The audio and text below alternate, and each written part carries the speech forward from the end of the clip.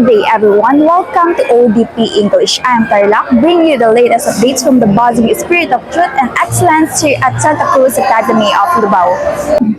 Every delegate's journalists are ready to seek for truths and redefining their writing skills at the 2026 Division School Press Conference anchored in the theme Navigating the Digital Frontier, Responsible Journalism in the Age of AI. Come with me as we highlight the DSPC 2026 event. I was sent by our municipal mayor to represent her to meet you for this very momentous competition. I say this is competition, but this is a friendly competition for all of you because you are here to showcase your talents and skill to bring back integrity to the professor of journalism. So, congratulations po sa inyo. So, primarily, I was surprised by our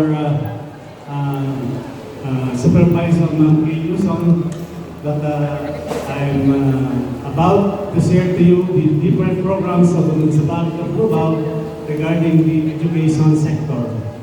So, I know that you want to hear from the horse's mouth, but I'm here to remind you what our team mayor wants to share with you about the programs of our administration. First and foremost, alongside coaches ng COLAB, online pub, radio broadcasting, coaches po ng COLAB, online pub, radio broadcasting, punta po sa harapan ng Office of the Directress.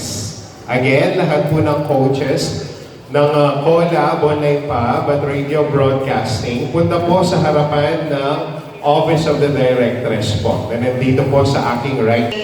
Is Cluster 4. The second place, of course, is Cluster 3. And then Cluster 2 for the third placer. And then we have also Cluster 5 as the fourth place and Cluster 6 as the fifth place. Whereas in the elementary, after tallying the different winnings of our children across Pampanga, we say that the winning district, the first place winning district is Bacolor South District, which is followed, of course, second place by Mexico.